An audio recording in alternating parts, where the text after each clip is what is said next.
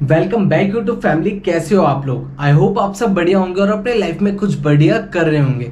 तो आज हम बात करने वाले हैं एक बहुत ही क्रूशियल टॉपिक के बारे में। अगर आप स्टॉक मार्केट में इन्वेस्टिंग करते हैं तो, और ये स्टॉक मार्केट का सबसे ज्यादा अंडररेटेड टॉपिक है जिसके बारे में कोई भी बात नहीं कर रहा। और जो ज्यादातर रिटेल इन्वेस्टर है वो कहीं ना कहीं इसी रीजन के वजह से अपनी वेल्थ को अप्रिशिएट नहीं कर पा रहे। तो ऐसा कौन सा टॉपिक है? वो टॉपिक है पोर्टफोलियो कंस्ट्रक्शन का। और पोर्टफोलियो कंस्ट्रक्शन के साथ ही साथ हम डाइवर्सिफिकेशन और ओवर डाइवर्सिफिकेशन का कॉन्सेप्ट भी समझेंगे। लेकिन अगर अभी तक आपने हमारे चैनल को सब्सक्राइब नहीं करा है तो चैनल को सब्सक्राइब जरूर कर ले, क्योंकि आपका सब्सक्राइब करना हमारे लिए सबसे बड़ा मोटिवेशन होता है ऐसी और भी अमेजिंग वीडियोस बनाने का। और मेरी आपसे एक और छोटी सी रिक्वेस्ट है, आप वीडियो एंड तक जरूर देखिए। अगर आपको वीडियो एंड तक नहीं देखनी तो आप अभी वीडियो को छोड़ के जा सकते हैं, क्योंकि ये जो कॉन्सेप्ट है सबसे ज्यादा अंडररेटेड कॉन्सेप्ट है। इसके बारे में पूरी डिटेल में बात करेंगे और हो सकता है ये वीडियो थोड़ा लॉन्ग भी हो जाए। तो अगर आप में डेडिकेशन है सीखने का तो तभी आप वीडियो को एंड तक जरूर देखना, नहीं तो आप वीडियो को अभी छोड़ के जा सकते हैं। और मैं आपको एक बात और क्लियर कर दूं, मैं कोई फाइनेंशियल एक्सपर्ट नहीं हूं या मैं कोई सेबी रजिस्टर्ड एडवाइजर नहीं हूं। जो मैं आपको ये सारी चीजें बता रहा हूं, ये सारी चीजें मैंने खुद अपने ऊपर इंप्लीमेंट करी है। उसके बाद जब मुझे इसके अच्छे रिजल्ट्स मिले हैं उसके बाद ही मैं इसके ऊपर वीडियो बना के आपको इस टॉपिक के बारे में बता रहा हूँ। और काफी दिन की स्टडी करी है मैंने पर्टिकुलर ये वीडियो बनाने के लिए। सो वीडियो एंड तक आप जरूर देखिए। So let's get started.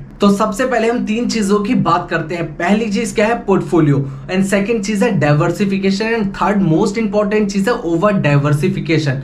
तो सबसे पहले हम पोर्टफोलियो का कॉन्सेप्ट समझते हैं कि पोर्टफोलियो क्या होता है। पोर्टफोलियो बेसिकली आपका होता है बास्केट ऑफ एसेट्स होता है। आपने क्या करा है, आपने जो भी एसेट्स बाय कर रहे हैं, चाहे वो स्टॉक्स हो, बॉन्ड्स हो, गोल्ड में आपने इन्वेस्ट कर रखा हो अपना पैसा, तो वो बेसिकली आपका एक पोर्टफोलियो हो गया।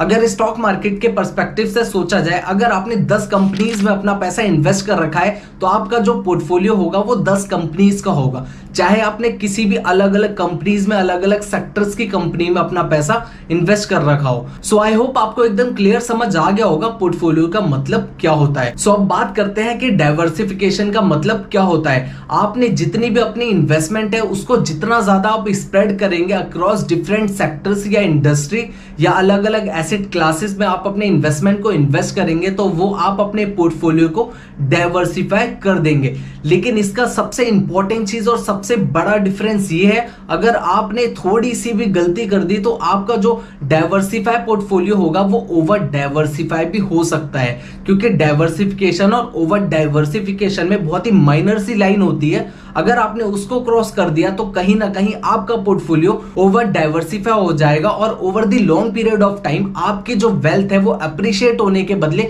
डेप्रिशिएट होगी और आपको वहां पे बहुत ज्यादा लॉस होगा। और अगर बात करें 80% जो रिटेल इन्वेस्टर्स होते हैं उनका जो पोर्टफोलियो है वो पुअरली कंस्ट्रक्ट होता है। इसके वजह से over the long period of time उनका लॉस होना कंफर्म है। लेकिन ज्यादातर लोगों को ये पता ही नहीं है। ज्यादातर रिटेल इन्वेस्टर ये सोचते हैं हमारा पोर्टफोलियो तो बहुत बढ़िया है, उसमें लॉस हो ही नहीं सकता। लेकिन over the long period of time जब वो अपना पोर्टफोलियो देखते हैं तो वहां पे उनको बहुत ज्यादा लॉस शो करता है। इस वजह से वो स्टॉक मार्केट से आउट हो जाते हैं। और उसके पीछे सिर्फ एक ही रीजन है, वो है पुअर स्टॉक सिलेक्शन। गलत स्टॉक्स का वो सिलेक्शन करते हैं, इस वजह से उनका लॉस होता है। इसको हम एक एग्जांपल से समझने की कोशिश करते हैं। तो ये जो फर्स्ट पोर्टफोलियो है इसमें 20 स्टॉक्स है और 20 स्टॉक्स में से 42% पैसा 5 स्टॉक्स में लगा हुआ है खाली, जो कि बैंकिंग सेक्टर से बिलोंग करते हैं। तो ये सबसे बड़ी भूल करी है इस पोर्टफोलियो में। अगर कभी भी इकोनॉमी क्रैश करेगी तो सबसे पहले ये पोर्टफोलियो नीचे जाएगा, क्योंकि बैंकिंग सेक्टर सबसे पहले नीचे जाता है अगर इकोनॉमी को स्लो डाउन होता है या इकोनॉमी क्रैश करती है। तो उसके बाद जो इन्होंने अपना पैसा लगाया वो एफएमसीजी सेक्टर में लगाया। एफएमसीजी सेक्टर में इन्होंने 6 कंपनीज में अपना पैसा इन्वेस्ट कर रखा है। बेसिकली इन्होंने एक ही सेक्टर को पकड़ के 6 कंपनीज में अपना पैसा इन्वेस्ट कर दिया है। वैसे इस पोर्टफोलियो की एक और सबसे बड़ी गलती ये है, ऑटोमोबाइल्स कंपनी में इसने इन्वेस्ट करा है, 1-2 कंपनी में नहीं करा, 5 कंपनीज में इन्वेस्ट करा है। तो सोच के देखिए, एक लीडर को इसने नहीं पकड़ा, पूरी की पूरी इंडस्ट्री को पकड़ के सोचा सबसे मैं अच्छे खासे रिटर्न्स कमाऊंगा। लेकिन ऐसा नहीं होता है। मल्टीबैगर रिटर्न्स 1-2 ही कंपनी देती है, ना कि सारे रिटर्न्स अच्छे देते हैं। वैसे इसने सेम सेक्टर के और कंपनीज में इन्वेस्ट करा है। तो यहाँ पे इस पोर्टफोलियो में सबसे बड़ी मिस्टेक ये है जो ज्यादातर रिटेल इन्वेस्टर करते हैं। आपको भी इसके बाद अपना पोर्टफोलियो चेक करके जरूर देखना है आपने कितने इंडस्ट्रीज कंपनीज में अपना पैसा इन्वेस्ट कर रखा है और एक इंडस्ट्री की कितनी कंपनीज के अंदर आपने अपना पैसा इन्वेस्ट कर रखा है। क्या लीडर के अंदर आपने पैसा इन्वेस्ट कर रखा है या लीडर से ज्यादा और जो उससे छोटी छोटी कंपनीज भी है उसके अंदर आपने अपना पैसा इन्वेस्ट कर रखा है। ये जो एग्जांपल मैंने आपको दिया, ये एग्जांपल मैंने दिया है how to avoid loss and inconsistently in stock market.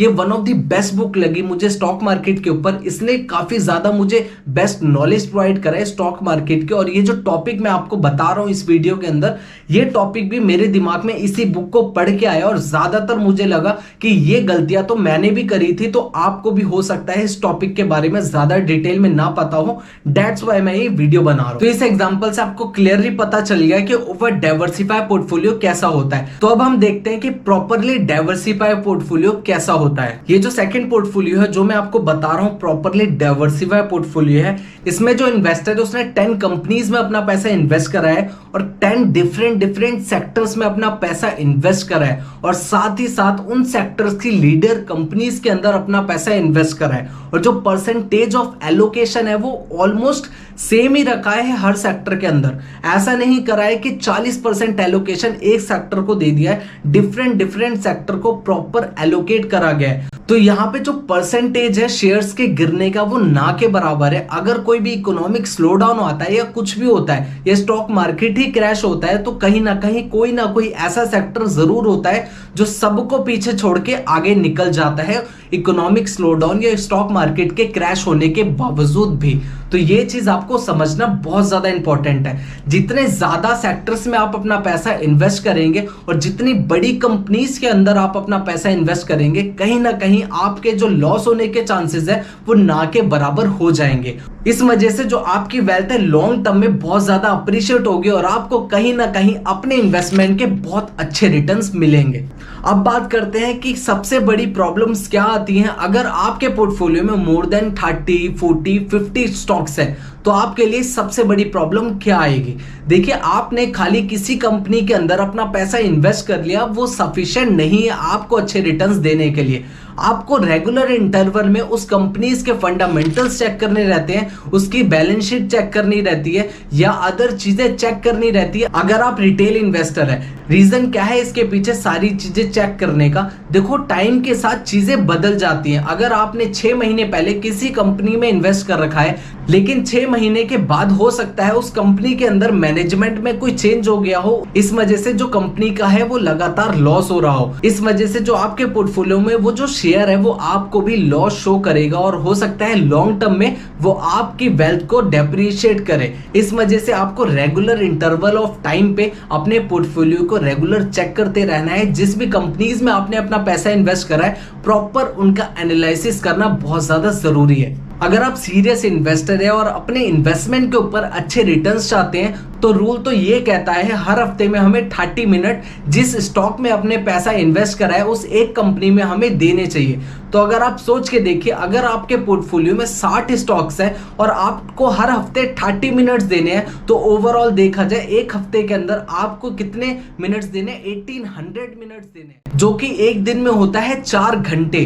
तो ये चीज हमारे लिए पार्ट टाइम तो नहीं हो सकती। अगर आप एक दिन में 4 घंटे किसी चीज को दे रहे हैं तो वो आपके एक तरीके से फुल टाइम जॉब हो गई। तो आपको कोशिश यही करनी है कि आपको अपने पोर्टफोलियो के अंदर कम से कम स्टॉक्स रखने हैं और बेस्ट स्टॉक्स रखने हैं, बेस्ट सेक्टर के स्टॉक्स रखने हैं जो आने वाले टाइम पे अच्छे खासे आपको रिटर्न्स दे सकते हैं। अब आपको बताता हूं सबसे बड़ा सीक्रेट स्टॉक मार्केट का। अगर आप इन्वेस्टमेंट करते हैं और ये सोचते हैं कि 60 स्टॉक अगर मेरे पोर्टफोलियो में है तो मैं तो जल्दी से जल्दी अपनी वेल्थ को क्रिएट कर लूंगा, तो ये सबसे बड़ा मिथ है। अगर बात करें इंडिया के स्टॉक मार्केट की तो 0.5% कंपनीज ही ऐसी होती हैं जो मोर देन 100% के रिटर्न देते हैं एनुअली। तो आप सोच के देखिए 0.5 कंपनी से अगर आपने 60 स्टॉक्स में अपना पैसा इन्वेस्ट करा है तो हो सकता है 2 से 3 ही कंपनी आपको 100% के ज्यादा के रिटर्न्स दे पाएंगे, नहीं तो और कंपनीज आपको इतने के रिटर्न नहीं दे सकती, क्योंकि स्टॉक मार्केट में ही पूरी सिर्फ 0.5% कंपनीज ही 100% से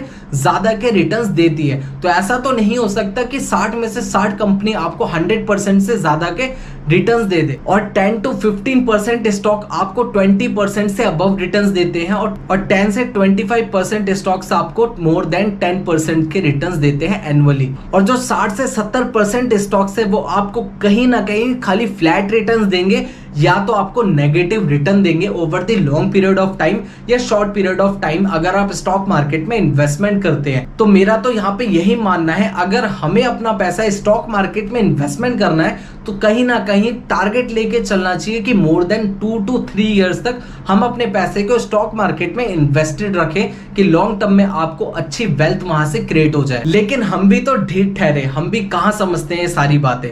अगर हम तो सोचते हैं कि जो बड़े बड़े इन्वेस्टर है, वॉरेन बफे है, राकेश झुनझुनवाला है, ऐसे बड़े बड़े इन्वेस्टर्स के पोर्टफोलियो में तो 50-100 कंपनीज होंगी, इस वजह से वो हजारों करोड़ रुपए कमा पाए हैं।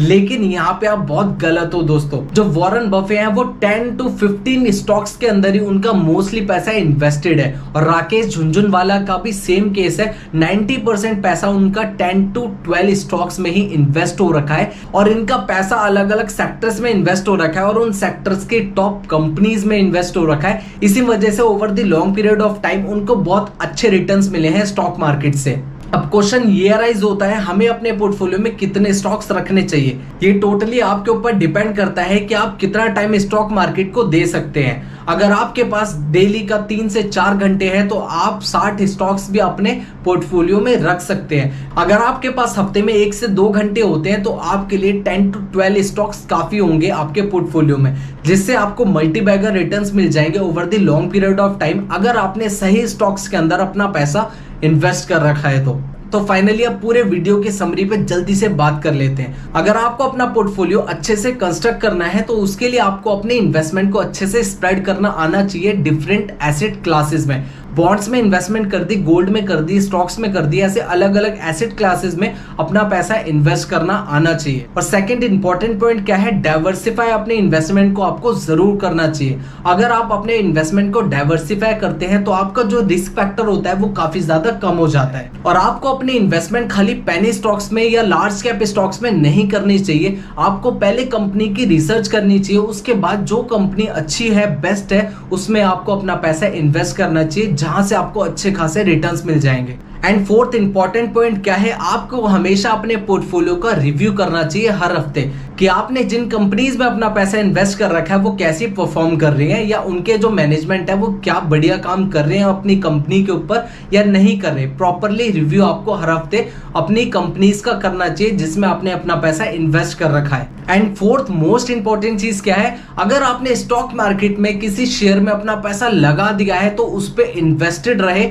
जब तक इन्वेस्टेड रहे जब तक आपको अच्छे रिटर्न्स ना मिल जाए। अगर आपने किसी बढ़िया स्टॉक के अंदर अपना पैसा इन्वेस्ट कर रखा है तो इस वीडियो को यहीं पे एंड करते हैं। ये वीडियो काफी लंबा हो गया, लेकिन अगर आपने इस वीडियो को एंड तक देखा होगा तो कहीं ना कहीं ये सारी बातें हमारे जैसे कॉमन रिटेल इन्वेस्टर्स की हैं जिसके बारे में ज्यादातर कोई बात ही नहीं कर रहा। सो अगर आपको ये वीडियो अच्छा लगा हो तो चैनल को सब्सक्राइब जरूर करना, क्योंकि ऐसी और भी अमेजिंग वीडियोस आपको हमारे चैनल पे रेगुलरली मिलते रहेंगे। और वीडियो अच्छा लगा हो तो अपने दोस्तों के साथ, अपने फैमिली और फ्रेंड्स के साथ शेयर जरूर करना और वीडियो को लाइक जरूर करना। सो मिलता हूं मैं आपको नेक्स्ट वीडियो में। सो तब तक सीखते रहिए, सिखाते रहिए, आगे बढ़ते रहिए, क्योंकि जब तक सीखेगा इंडिया तब तक जीतेगा India. So thank you so much for watching. जय हिंद, वंदे मातरम, भारत माता की जय।